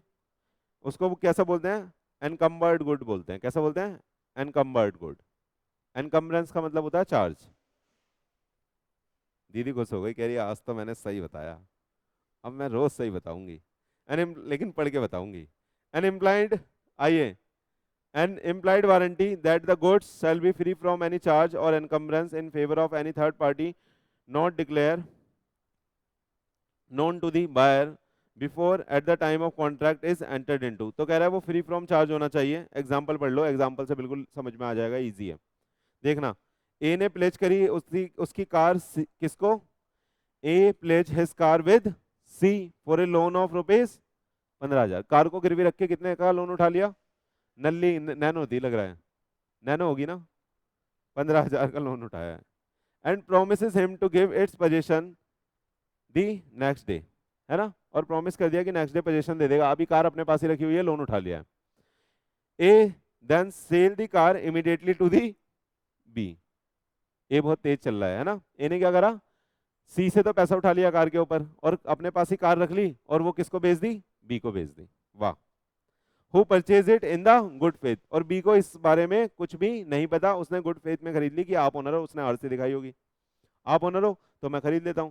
Without knowing the fact B में either ask A to clear the loan और himself may pay the money and then file a suit against A for the recovery of the money and the interest। समझ में आया? तो B क्या कर सकता है, B बोल सकता है A को कि भैया अपना लोन क्लियर करो, या मैं क्लियर कर देता हूं लोन, मेरे को वो पैसा इंटरेस्ट के साथ दे देना। समझ में आया? समझ में आया नहीं आया? तो ये क्या थी, ये एक इम्प्लाइड कंडीशन थी किसके बारे में, warranty as to non existence of encumbrance. Encumbrance का मतलब होता है चार्ज, कि जो गुड्स सामने वाला बेच रहा है वो कहीं उसने गिरवी ना रखा हो। आ रहा है या नहीं आ रहा? आ रहा है? आगे चले, आइए। अगला क्या है, वारंटी एज टू क्वालिटी और fitness by the usages of trade. तो ये सेम है बिल्कुल कंडीशन की तरह, देखना कह रहा है implied warranty as to the quality और fitness of a particular purpose may be annexed और attached by the usages of trade. तो क्वालिटी और फिटनेस के बारे में अगर कोई एक इम्प्लाइड वारंटी है, वो यूजेस ऑफ ट्रेड यानी वो टर्म ऑफ कॉन्ट्रैक्ट, वो नेचर ऑफ कॉन्ट्रैक्ट, वो नेचर ऑफ गुड्स पे डिपेंड करता है कि वो एक इम्प्लाइड वारंटी होगी या नहीं होगी। समझ में आया? जैसे मैंने बोला कि आप एसी लेके आ गए, वो ठंडा ही नहीं कर रहा, तो उस केस में वहां पे तो ये लिखा नहीं था, मान लो नहीं लिखा हुआ, ठीक है, तो आप ये बोल सकते हो कि भैया ये ठंडा नहीं कर रहा और हमें पैसा दो, डैमेज दो, तो वो डैमेज देगा। देखना कह रहा है रिगार्डिंग द इम्प्लाइड कंडीशन और warranty as to the quality और fitness for any particular purpose of the goods supplied, the rule is let the buyer beware that is the seller is under no duty to reveal the unflattering truth about the good sold, but this rule has certain exception। तो कह रहा है normally quality और fitness के ऊपर क्या लगता है, लेट द बायर beware लग जाता है, लेकिन जब गुड्स कैसा हो, डिस्क्रिप्ट आपने डिस्क्राइब करा हो स्किल एंड जजमेंट के हिसाब से, इसमें आप ये समझ लेना जब आपने लहंगा सिलवाया हो, कहने का मतलब क्या है, आपने गुड्स को बताया कि ऐसा बनाना है, सामने वाले की स्किल और जजमेंट के बेसिस पे भी बनवाया, और उसने आपने उसको सारी चीज़ डिस्क्राइब करी हैं, डन, तो उसका ये मेन हो जाएगा कि वो उसी तरह का गुड दे। तो अब मान लो एक तो ये हो गया कि उसने लहंगा बिल्कुल ही बेकार सील दिया, एक ये हो गया कि थोड़ी बहुत चीज़ उसमें डिफेक्टिव है, जैसे यहाँ पे आपने बोला था स्टोन लगाना, उसने यहाँ पे स्टोन नहीं लगाया, तो आप उसे ट्रीट कर सकते हो वारंटी की तरह, आप बोलोगे कि भैया आपने ये लगाया नहीं, मैं आपके पैसे काटूंगी, या आप मेरे को डैमेज दो। समझ में आ रहा है? समझ में आ रहा है? ये वाला पॉइंट याद रखना, ये दोनों जगह है, इसलिए मैंने वहां भी पढ़ाया था, यहाँ भी पढ़ाया है, क्वालिटी और फिटनेस वाला। याद है नहीं है? याद है नहीं है? याद है, हो जाएगा। आइए, disclosure of dangerous nature of the goods, ये तो चेतक ही है, चेतक था, चेतक आपको लगा बिल्कुल शांत था, लेकिन जब उसने दिखाया था तब शांत था, उसे पता था सेलर को कि वो कभी कभी भागते भागते लात मार देता है, और ओनर जो उस पर बैठने जाता है उसे कम से कम वो 5 बार पटकता है तब उसको बैठने देता है, ये पता था ओनर को, लेकिन उसने तब भी आपको बिना कुछ बताए चिपका दिया, तो आप उस केस में डैमेज मांग सकते हो कि आपने इस तरह का मेरे को डेंजरस नेचर का सामान दिया है जो इसके बारे में आपने डिस्क्राइब नहीं करा। डॉगी के बारे में भी कह सकते हैं ऐसा, पता चलेगा। कह रहा है वेयर द, जब तक काटते नहीं है ना, where the goods are dangerous, where the goods are the dangerous in the nature and the buyer is ignorant of the danger. Buyer क्या कर रहा है, इग्नोरेंट है डेंजर के बारे में, यानी बायर को पता नहीं है, done. The seller must warn the buyer for the probable danger, if there is a breach of warranty the seller में लाइबल फॉर डैमेज। सही है, तो वहां पे सेलर को डैमेज देना पड़ेगा, तो जो भी आपकी टांग वांग टूटेगी सेलर से ले लेना। आया समझ में? नहीं आया? कैविट एम्प्टर पढ़ ले, हाँ, कैविट एम्प्टर पढ़ने के बाद ये चैप्टर यहाँ से खत्म। देखो थोड़ा सा पढ़ा देता हूँ यहाँ से आपको, तैयार हो? आइए पढ़ लेते हैं एक बार, पूरा पढ़ लेते हैं एक बार, कुछ इंपॉर्टेंट निकल आए। देखो, in case of sale of goods the doctrine of caveat emptor means the let the buyer beware when the seller display their goods in the open market, it is for the buyer to make the proper selection and the choice of the goods। आप सरोजनी तो गए ही होगे, तो वहां पे it is, ये आपकी duty है कि वो क्या प्रोडक्ट आपको लेना है, आपको फिट आएगा या नहीं आएगा, है ना, जो आप सरोजनी के कपड़े पहन के जाओगे डिस्को में, है ना। If the goods turn out to be defective he can not hold the seller liable. आप कोई ऐसा सामान वहां से खरीद के आ गए जो वहां पे तो आपको ठीक दिखा लेकिन बाद में पता लगा डिफेक्टिव है, तो उस केस में सेलर लाइबल नहीं होगा। आया नहीं आया? The seller is no way responsible for the bad selection of the buyer. भैया आपने गलत सेलेक्ट कर लिया तो हम रिस्पॉन्सिबल नहीं है। Seller is not bound to disclose the defect in the goods which he is selling। क्या कह रहा है, क्या कह रहा है, देखना, seller is not bound to disclose the defect in the goods which he is selling। ये आपकी ड्यूटी है कि आप ढूंढो डिफेक्ट, वो नहीं बताएगा आपको। आ रहा है या नहीं आ रहा? होता भी ऐसा ही है। हाँ, कभी आप आलू खरीदने गए हो, मम्मी को देखा है, किसी को तो देखा होगा, तो मम्मी छांटती है ना, मम्मी को पता है let the buyer B where.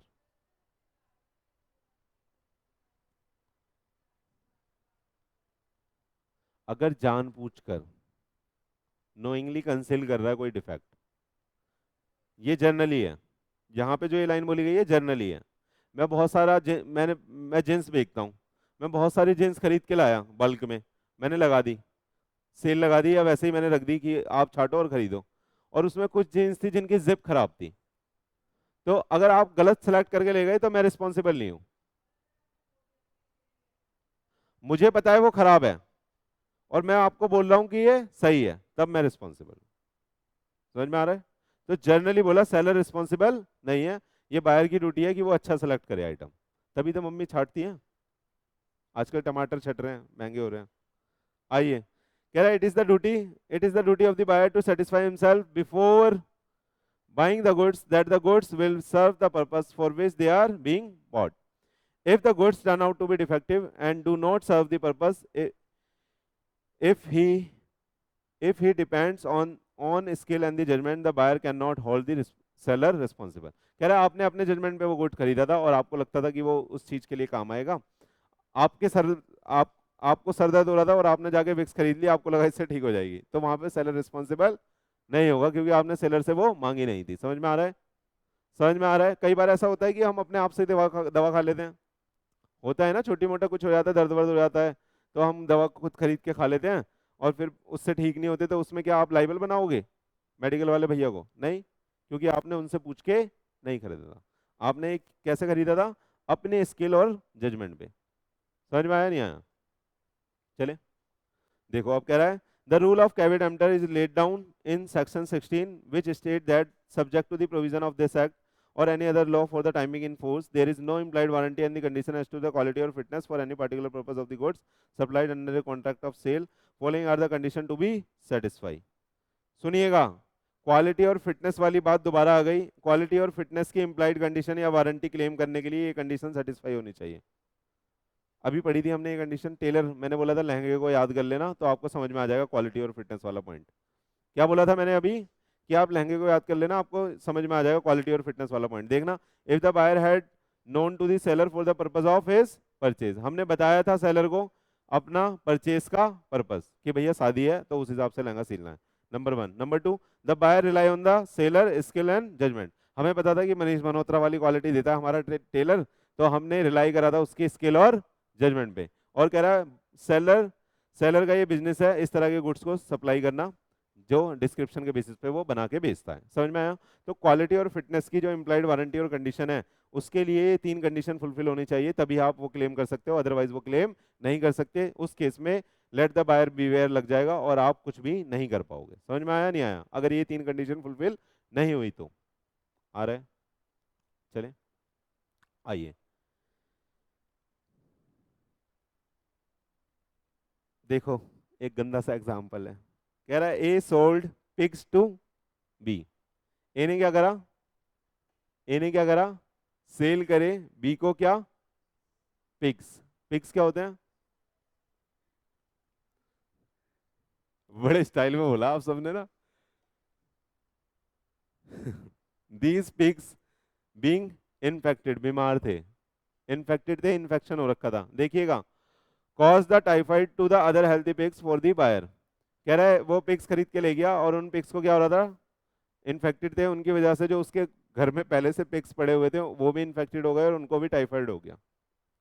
सुनिएगा, इट वॉज हेल्ड दैट, देख लो please, it was held that the seller was not bound to disclose that the pigs were unhealthy and the rule of law being the caveat emptor apply. जहां पे आपकी गलती है कि आप ऐसे बीमार पिग्स को क्यों खरीद के लाए, क्यों?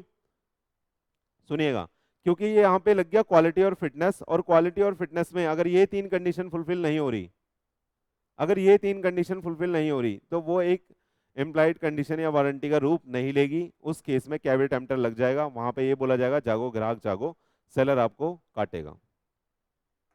समझ में आ रहा है या नहीं आ रहा? चल सकते हैं? आइए देखो दूसरा एग्जांपल भी पढ़ लो। A purchase a horse from B. A ने क्या करा बेटा? हॉर्स परचेज करा बी से। A needed the horse for riding but he did not mention this fact to the B. उसको किस लिए चाहिए था हॉर्स?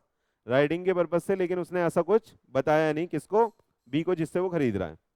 देखिएगा, the horse is not suitable for riding but is suitable for only for being driven in the carriage. कह रहा है वो दौड़ नहीं सकता था लेकिन चल सकता था, सामान को इधर उधर ले आ सकता था, लेकिन हॉर्स रेस वाला वो घोड़ा नहीं था, चेतक थोड़ा हल्का था। कह रहा है caveat emptor rule applies here, so A can neither reject the horse or nor can claim the compensation from B।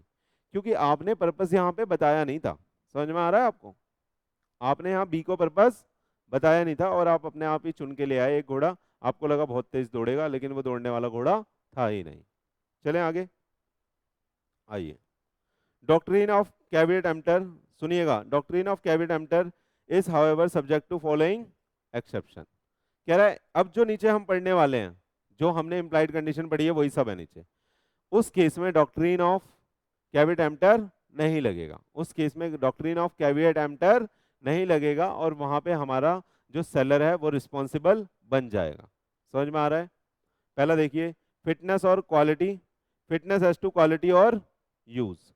तो अगर वो तीन कंडीशन सेटिस्फाई हो रही है लहंगे वाली, और आपने कोई गुड खरीदा है और वो कॉरस्पॉन्ड टू द आपके क्वालिटी और फिटनेस के हिसाब से नहीं बनाया, मनीष मल्होत्रा जैसे टेलर ने नहीं बनाया, तो वहां पे आप ये बोलोगे लेट द बायर बीवेयर नहीं लगेगा, सेलर रिस्पॉन्सिबल हो जाएगा।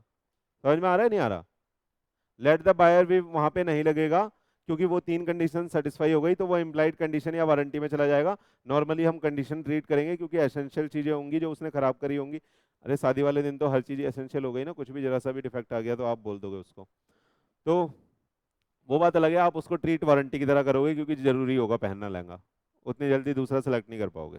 समझ में आ रहा है नहीं आ रहा? तो सुनना, तो वहां पे कैविट एम्प्टर नहीं लगेगा, ये मैं कंक्लूड कर रहा हूं क्योंकि ये एक्सेप्शन है कैविट एम्प्टर का कि फिटनेस एज टू क्वालिटी और यूज। समझ में आया?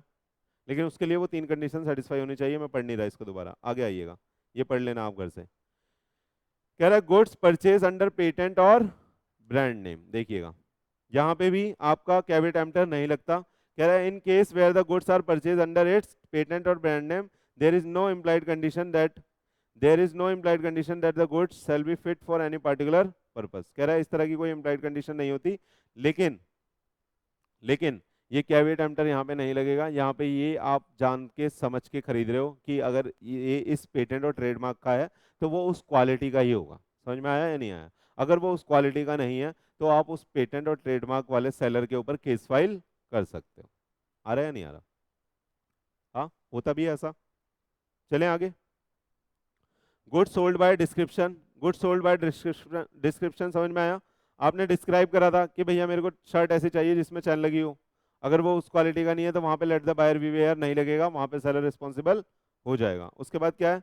मर्केंटेबिलिटी एंड क्वालिटी। जो गुड्स है अगर वो बिल्कुल ही खराब दे रहा है, वो बेचने योग्य ही नहीं है, तो वहां पे भी कैविट एम्प्टर नहीं लगेगा, सेलर रिस्पॉन्सिबल हो जाएगा। सेल बाय सैंपल के केस में भी सेलर रिस्पॉन्सिबल हो जाएगा, क्योंकि आप क्या करोगे, आपने सैंपल दिखाया होगा तो आप ये समझ के खरीदोगे कि भैया वो मेरे सैंपल से कॉरस्पॉन्ड करना चाहिए। अगर नहीं कर रहा है तो आप बोल सकते हो सेलर को कि भैया आपने हमारे सैंपल जैसा गुड्स नहीं दिया। सही है? Sale by sample as well as description आप बहुत अच्छे से समझ चुके हो, है ना? ट्रेड और यूजेस वाला भी बहुत अच्छे से समझ चुके हो आप। ट्रेड और यूजेस क्या था बोलो? देखो ये पढ़ा देता हूँ, आज ना। कह रहे हैं implied warranty and condition as to the quality और fitness for a particular purpose may be annexed by the uses of trade if the seller deviate from that the rule of caveat emptor is not applicable। क्या बोला? बताना, बोलो बोलो। देखना, in ready-made garment business there is an implied condition by the uses of the trade that the garment shall be ready reasonably fit on the buyer. सुनिएगा, तो कह रहा है कि अगर ट्रेड और यूजेस यानी उस धंधे में वैसा ही चलता है जैसा रेडीमेड गारमेंट के केस में, अगर 42 साइज है तो 42 साइज 42 वाले को आ जाना चाहिए, 40 साइज 40 के आ जाना चाहिए, और अगर उसने जो गुड बनाया है वो उस अच्छा होना चाहिए, पहनने योग्य होना चाहिए। तो कह रहा है रेडीमेड गारमेंट बिजनेस में ये एक इम्प्लाइड कंडीशन की तरह काम करता है कि वो यूजेस ऑफ ट्रेड के हिसाब से गारमेंट ऐसा होना चाहिए जो रिजनेबली फिट बायर के हो। अगर आपने कैजुअल बोला है तो वो कैजुअल वियर होना चाहिए, दिखना चाहिए, वो पहनने योग्य होना चाहिए, अगर नहीं है तो वहां पे कैबिनेट एम्प्टर अप्लाई नहीं होगा। समझ में आ रहा है? यूज ट्रेड यूजेस का मतलब होता है कस्टम ऑफ ट्रेड, यानी जो ट्रेडिशन चल रहा है उस धंधे में। चले आगे आइए। Seller actively conceal a defect और is a guilty of fraud, ये दीदी वो वाला आ गया, अभी आप जो डिस्कस कर रहे थे मुझसे, ये वो वाला आ गया। सेलर कैसा है, वो जानबूझ के गिल्टी हो गया फ्रॉड का, यानी उसने कोई लेटेंट यानी जानबूझ के हिडन डिफेक्ट छुपाया है। उसे पता था गाड़ी में ब्रेक नहीं है या इंजन बिल्कुल बैठा हुआ है, तब भी उसने हमें बोल दिया और ये बोल दिया कि जाओ सर आप घूम के आओ, टूरिस्ट पर्पस के लिए ठीक है गाड़ी।